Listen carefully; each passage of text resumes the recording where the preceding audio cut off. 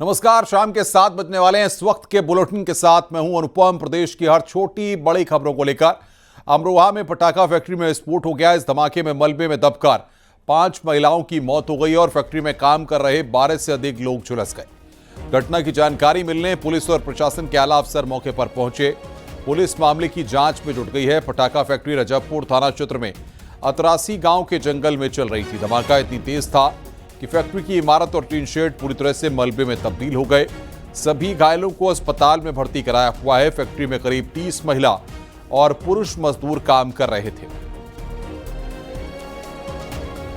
ये फैक्ट्री सैफुर रहमान पुत्र कैसर अहमद जो जनपद हापुड़ के रहने वाले हैं उनके द्वारा ऑपरेट की जा रही थी। सूचना पे तत्काल पुलिस एम्बुलेंस सहायता हेतु तुरंत यहाँ पे पहुंची है।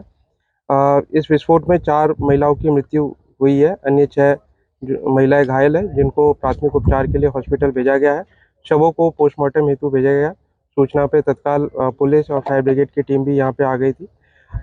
यहाँ पे विस्फोट के जो कारण है उसकी जांच की जा रही है और इस पर अग्रिम विधिक कार्रवाई प्रचलित है।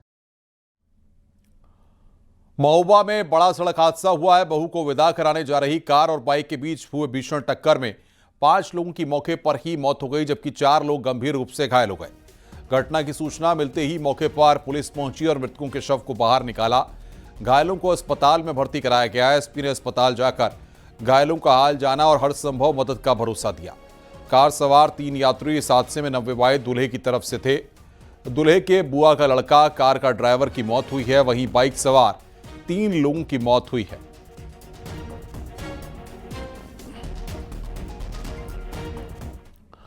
यूपी में सड़क हादसे की 2 तस्वीरें हम आपको दिखा रहे हैं। पहली तस्वीर हाथरस की है, जहां मथुरा बरेली नेशनल हाईवे पर 4 व्हीलर की टक्कर से बाइक सवार युवक की मौके पर मौत हो गई। घटना थाना मुरसान क्षेत्र के गांव बगुली के पास की बताई जा रही है। दूसरी तस्वीर बदायूं की है, जहां बारातियों से भरी कार हाईवे पर पलट गई। इसमें 6 लोग गंभीर रूप से घायल हो गए। बारात बिलसी से दिल्ली जा रही थी।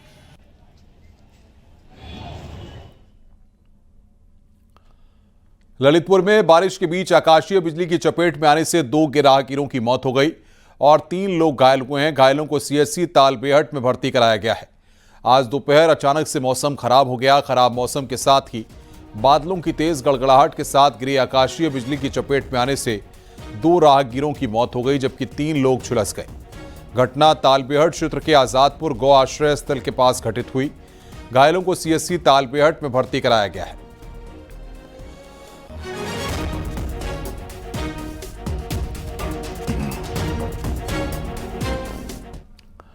झांसी में आसमानी बिजली की चपेट में आने से एक किसान की दर्दनाक मौत हो गई। मऊरानीपुर तहसील क्षेत्र के चुरारा गांव में मृतक किसान संतू कुशवाहा अपने खेत की रखवाली कर रहा था। तभी आधी रात के बाद अचानक आए आंधी तूफान के बाद आसमानी बिजली के गिरने से किसान आकाशीय बिजली की चपेट में आ गया। मौके पर ही किसान संतू कुशवाहा की मौत हो गई। सूचना मिलने पर सुबह राजस्व के अधिकारियों ने पहुंचकर पूरे मामले में किसान परिवार से बात कर हर संभव मदद देने का भरोसा दिया।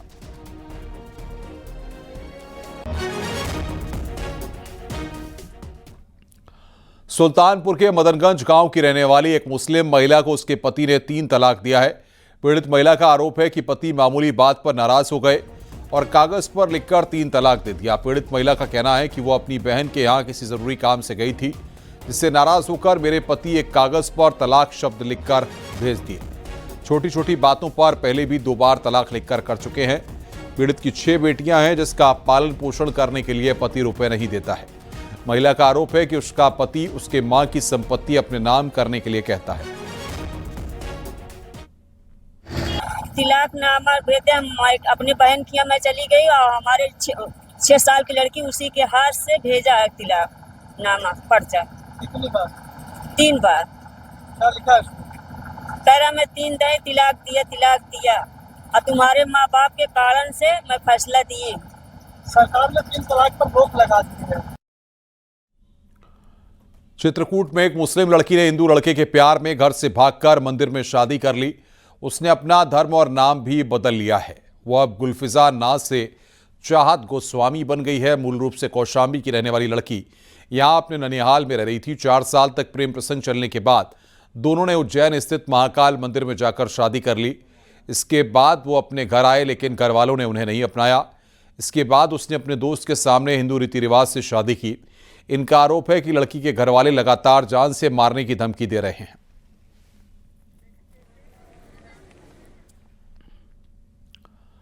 संगम नगरी प्रयागराज में रहने वाले एक बुजुर्ग दंपति ने अपने ही बड़े बेटे और बहू से जान का खतरा बताया है। रसूलपुर शास्त्री नगर में रहने वाली बुजुर्ग महिला मीना देवी सोनकर और उनके पति संतराम सोनकर ने अपने बड़े बेटे विकास सोनकर और बहू नंदिनी सोनकर पर लंबे समय से प्रताड़ित करने का आरोप लगाया और पुलिस से सुरक्षा की गुहार लगाई है। बेटा और बहू आए दिन उनके साथ मारपीट करते हैं और प्रताड़ित करते हैं। बुजुर्ग महिला मीना देवी सोनकर का कहना है कि बहू उनके मकान पर कब्जा करना चाहती है।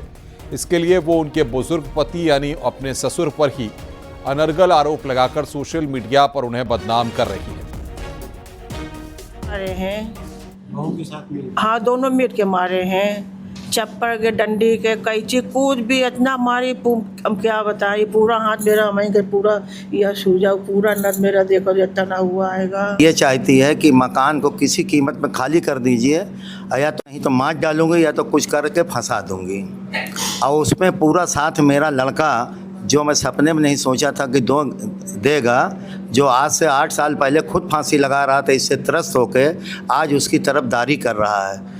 मैं इस बात से बहुत ज़्यादा क्या नाम से असमंजस में पड़ा हूँ कि इसके ऊपर कोई सय कर दिया कि क्या हो गया जो ऐसा मेरा लड़का बोल रहा है। इससे तो बहू खराब थी, बेटा भी। हाँ, बेटा भी। वो मेरे लिए बहुत कष्टदायक बात हो गई। मैंने ये सोचा था बहू लड़ रही है, कोई बात नहीं है, सब कुछ तो जो इसको हक है मिलबे करेगा, और मिला ही है। इसको मैंने दिया भी है, किसी को दिया भी नहीं है। अयोध्या जिला अस्पताल के ब्लड बैंक में ब्लड दिलाने के नाम पर बड़ा खेल हो रहा है। ब्लड बैंक के आसपास घूम रहे डोनर ब्लड दिलाने के नाम पर बड़ा खेल करते हैं। एक ब्लड डोनर ने ब्लड देने के नाम पर ऑनलाइन खाते में 1 यूनिट ब्लड देने के लिए 7,000 रुपए ऐंठ लिए। इसकी शिकायत सीएमएस और सीएमओ से हुई है। सीएमओ ने बताया कि जिसने 7,000 लिए हैं उस व्यक्ति की पहचान कर ली गई है। जल्द ही उस व्यक्ति के खिलाफ कार्रवाई की जाएगी। अरविंद कुमार नाम का शख्स ब्लड बैंक पहुंचा तो वहां पर उसे ब्लड देने से मना कर दिया गया क्योंकि उसके पास ब्लड डोनर नहीं था। जैसे ब्लड बैंक से वो बाहर निकला, 2-3 लड़के उससे मिले और 1 यूनिट 7,000 रुपए में देने में बात हो गई। पीड़ित की मजबूरी थी कि उसने ब्लड डोनर के ऑनलाइन खाते में 7,000 रुपए ट्रांसफर कर दिए। जबकि इसकी शिकायत अधिकारियों से हुई तो अब जांच की बात कही जा रही है। तो हमारे पास ब्लड नहीं था, तो हम वहाँ पे गए तो वहाँ से हमको रिटर्न भेज दिए। तो बाहर 2-3 लड़के खड़े थे, वही हमको ब्लड दिलवाए। तो हमारी भाभी यहाँ पे एडमिट है। अच्छा, ब्लड बैंक में गए तो वहाँ क्या कहा आपको? वहाँ से हमको रिटर्न भेज दिए, तो बाहर 2-3 लड़के खड़े थे, वही हमको ब्लड दिलवाए। हमारा एक जेएसवाई का लाभार्थी मवई में जो सीएससी है वहाँ भर्ती था, लेकिन वो सीवियर एनीमिया, गंभीर एनीमिया से ग्रसित था। तो उसे पहले रुदौली भेजा गया, उसके बाद में चूँकि उसे ब्लड चढ़ाया जाना था तो उसे हमारे जिला महिला अस्पताल में भेजा गया। वहाँ उन्होंने जो है इसके लिए ब्लड के लिए लिखा, तो तीमारदार जो है उनका यहाँ ब्लड लेने आया। उससे किसी दलाल ने जो है 7,000 रुपये ऑनलाइन ले लिए केवल ब्लड देने के नाम पे। उसको चिन्हित कर लिया गया, लेकिन अभी वो गौतम कुमार करके दिख रहा है। ये देख रहे हैं कि ये असल नाम है उसका या कोई और नाम है। फोटो हमारे पास है। वाराणसी से खबर है, रोपवे के टावर का निर्माण रुका। साइट पर निकला प्राचीन घोड़ा नाला मिलने के कारण काम रोका गया है। निर्माण के दौरान पानी के रिसाव के बाद काम रोका गया है। नगर निगम और जलकल विभाग को मिली शिफ्टिंग की जिम्मेदारी। नाले का शिफ्टिंग होने के बाद फिर शुरू होगा कार्य। गोदौलिया में बन रहे रोपवे टावर की साइट पर मिला है घोड़ा नाला।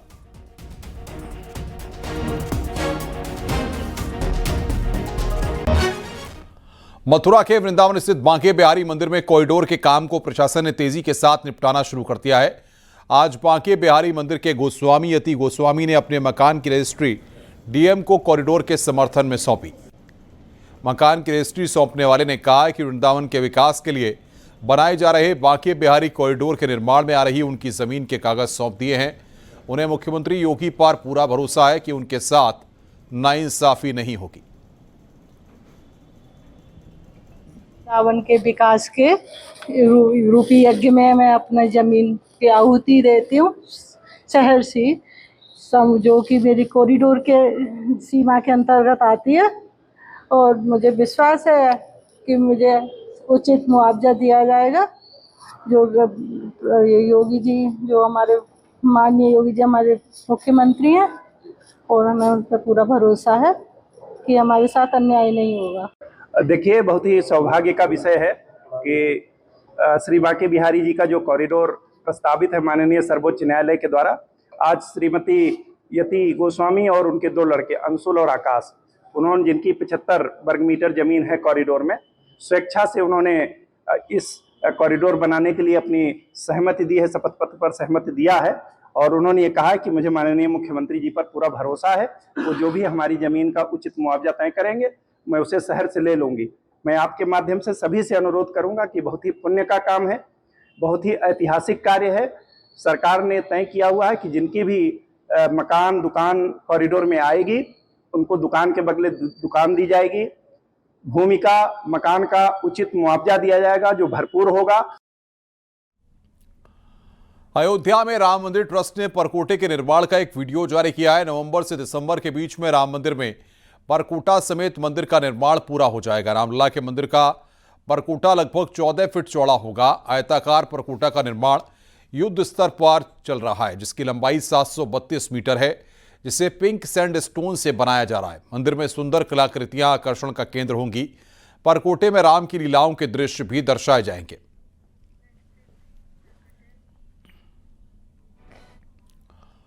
मुख्यमंत्री योगी आदित्यनाथ 2 दिन के वाराणसी दौरे पर हैं। सीएम योगी ने यहां पर कानून व्यवस्था और विकास कार्यों की समीक्षा की।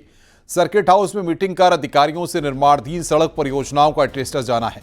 सीएम योगी काल भैरव और बाबा विश्वनाथ का दर्शन पूजन करेंगे। 24 जून को गृह मंत्री की अध्यक्षता में क्षेत्रीय मध्य परिषद की बैठक होगी और इसी के मद्देनजर सीएम योगी आज तैयारियों का जायजा लेने पहुंचे हैं। गृह मंत्री की बैठक में एनडीए शासित कई प्रदेशों के मुख्यमंत्री शामिल होंगे। सीएम योगी आज वाराणसी में ही रुकेंगे।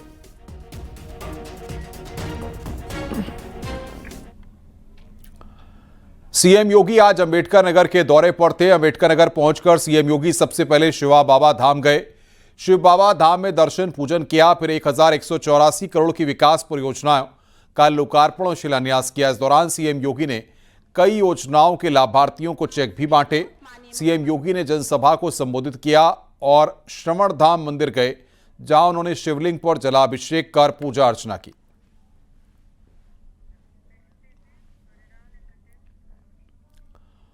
अंबेडकर नगर में जनसभा को संबोधित करते हुए सीएम योगी ने कहा कि हमारी सरकार हर वर्ग को सुरक्षित माहौल दे रही है। हर वर्ग को सरकारी योजनाओं का लाभ मिल रहा है।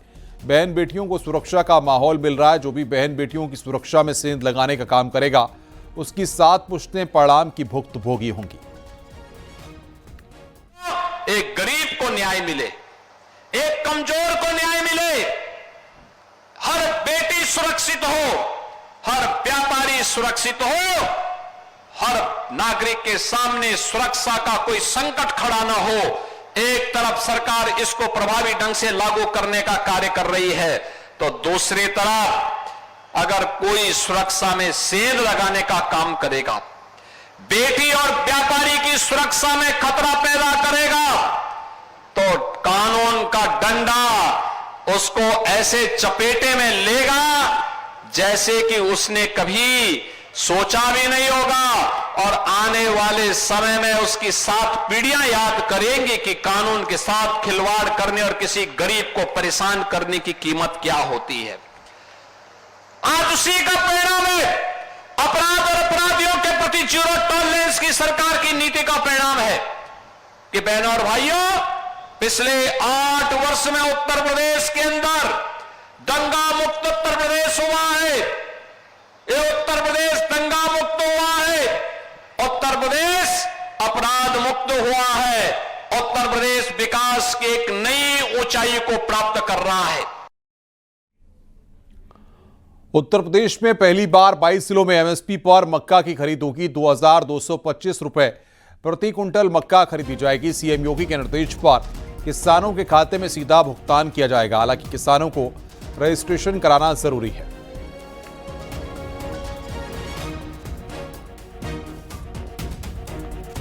पुलिस भर्ती में पर्ची खर्ची और भाई भतीजावाद के आरोप पर अखिलेश यादव ने पलटवार किया है। अखिलेश यादव ने कहा कि कोई भी सरकार नियम के बाहर भर्ती नहीं कर सकती। ये सिर्फ आरोप लगाते हैं ताकि हम भर्ती में पीडीए की हकमारी का सवाल ना उठा सकें। ये सिर्फ बीजेपी का एजेंडा है। आते हैं कि अगर हम लोग संख्या पूछना चाहें कि इतनी भारी संख्या बता रहे हैं आप, इसमें पीडीए की गिनती क्या है? पीडीए की हकमारी कौन कर रहा है? इस भर्ती में पीडीए की हकमारी किसने की? पीडीए की आंकड़े बता दे सरकार। कोई सवाल ना पूछे, इसलिए ये केवल इनका प्रोपेगेंडा है। केंद्र सरकार ने जनगणना के लिए अधिसूचना जारी कर दी है। 2 चरणों में जनगणना होनी है। पहले चरण में हिमाचल, लद्दाख, जम्मू एंड कश्मीर, उत्तराखंड में जनगणना होगी, जबकि दूसरे चरण में बाकी के राज्यों में जनगणना की जाएगी। जनगणना के साथ ही जातिगत जनगणना भी कराई जाएगी। जनगणना में आधुनिक तकनीक का इस्तेमाल किया जाएगा। बता दें कि 2021 में कोविड की वजह से जनगणना नहीं हो पाई थी। फील्ड में डोर टू डोर जनगणना करने के लिए 34 लाख सर्वे करने वाले और सुपरवाइजर लगाए जाएंगे, जो फील्ड से डाटा इकट्ठा करने का काम करेंगे। इसके अलावा 1,30,000 जनगणना पदाधिकारी तैनात किए जाएंगे। ये सारे कर्मचारी जनगणना के लिए फील्ड सर्वे से लेकर इसका पूरा डाटा बनाने का काम करेंगे।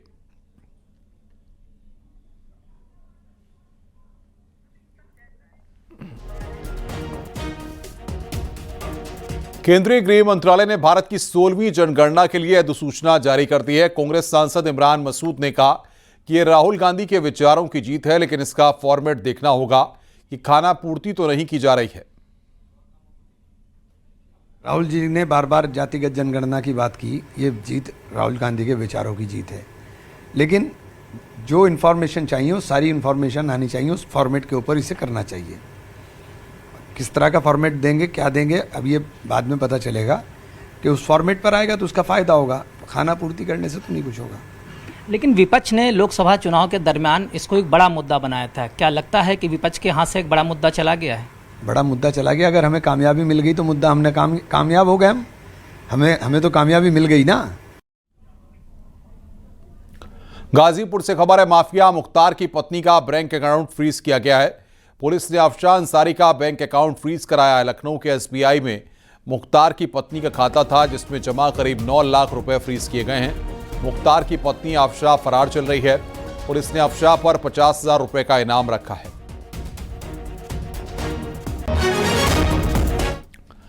गर्मी ने जहां आम जनजीवन अस्त व्यस्त कर दिया है, वहीं दूसरी तरफ इस बार गर्मी की छुट्टियां भी यात्रियों के लिए आफत बन गई हैं। ट्रेन से यात्रा करने वाले यात्री परेशान हैं। खासतौर पर लंबी दूरी की चलने वाली 12 से ज़्यादा समर स्पेशल ट्रेन भी विलंब से चल रही हैं। कानपुर सेंट्रल पर ट्रेनों की लेट लतीफ़ी का आलम यह है कि लंबी दूरी के लिए चलने वाली ट्रेन सबसे ज़्यादा लेट चल रही है। जहां एक और ट्रेन का लोड बढ़ता है, तो वहीं समर स्पेशल ट्रेन की भी रेलवे प्रशासन ने शुरुआत की, जिसके बाद से समर स्पेशल ट्रेन यात्रियों के लिए परेशानी का सबब बनती जा रही है। अगर बात की जाए कानपुर सेंट्रल से होकर गुजरने वाली आधा दर्जन से ज्यादा ट्रेनें विलंब से हैं।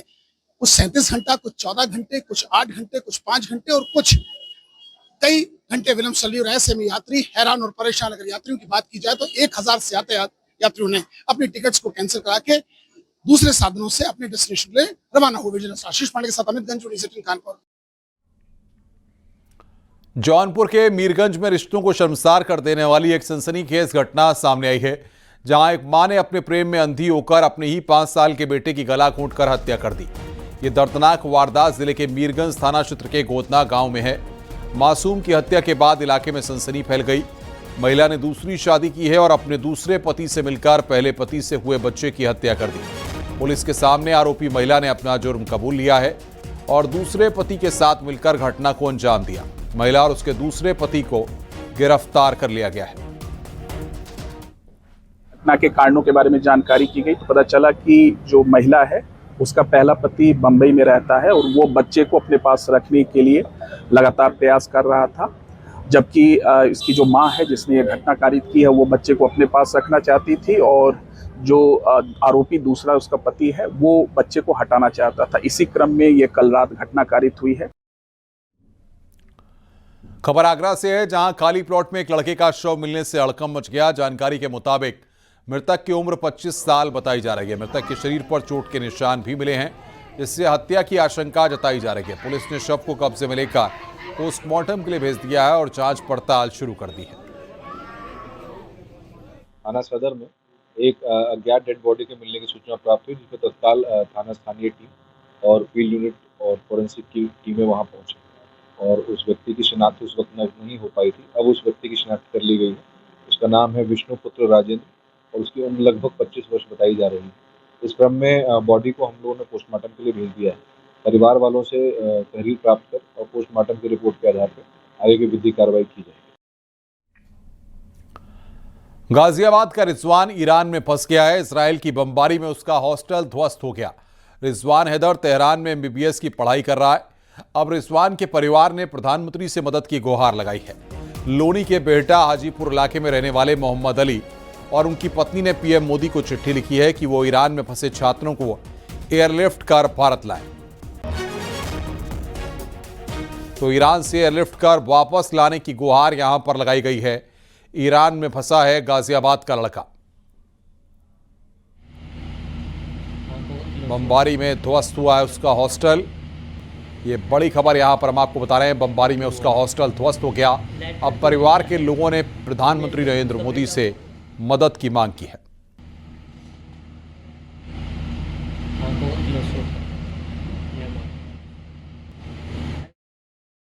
प्रधानमंत्री ने मोदी से गुहार भी लगाई है। इस समय भयंकर चल रहा है ईरान और इजराइल के बीच में। तेहरान यूनिवर्सिटी में आपका बेटा रिजवान हैदर पढ़ाई कर रहा है और अब आपने गुहार भी लगाई, क्या कहना चाहते हैं? सर, हम ये कहना चाहते हैं कि वहाँ बहुत ही बुरी स्थिति है। बच्चा हमारा ये बताता है कभी कभी कि पापा बहुत बुरी स्थिति है और 24 घंटे भय लगा रहता है, पता नहीं पल में क्या हो जाएगा। और ये जो जिस हॉस्टल में बच्चा हमारा रहता था, वो हॉस्टल की बिल्डिंग पूरी तरीके से ध्वस्त हो गई। वो तो अच्छा, और किस्मत ये अच्छी रही कि हमारा बच्चा उतने टाइम खाना खाने के लिए निकला था और जैसे ही खाना खा के वापस लौटा, उसने आके देखा कि उसकी पूरी बिल्डिंग ध्वस्त हो चुकी है और उसमें लोग मर चुके हैं और घायल हो चुके हैं।